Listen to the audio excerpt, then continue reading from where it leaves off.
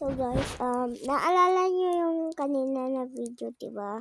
So, nimix namin. So, nimix ko na lahat ng slime ko. Pero, isa lang na minix dito. So, mas lumaki. So, gagawa kami ng tutorial kung paano gumawa ng slime.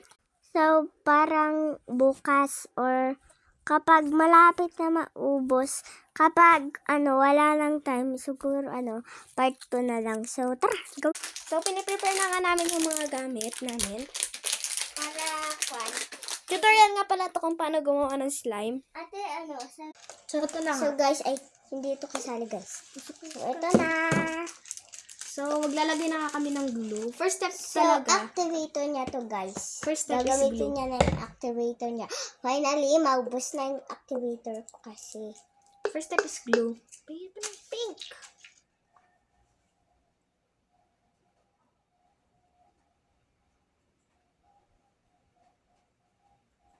Kasi nilagay.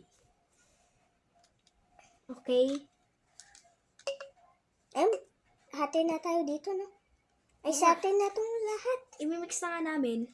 I-mix na. Ay, ba't i-mix ka agad? Yung glue, ate.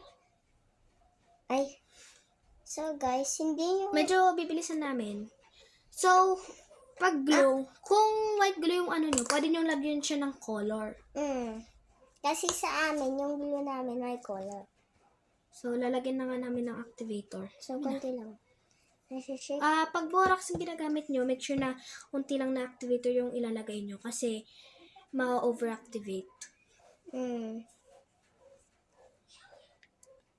Alam mo, ang bilis ma-overactivate, guys.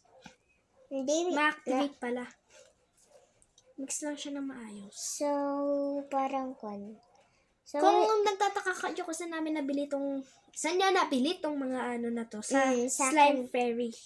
sa may TikTok shop. Ito, pwede nyo hanapin sa may TikTok shop or Sa sa may... Shopee. Oo. Magkakalat-kalat lang din yan kahit saan. Slime Fairy ang tawag dyan sa glue. Actually, may bubble gum siya.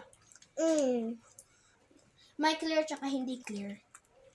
Kasamang May mga activator. ibang color pa, guys. So, ito yung pinili ko is purple, blue, pink, tapos clear.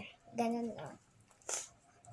So, parang guys, parang hindi na to, parang kailangan namin ng part 2, wala na kaming time.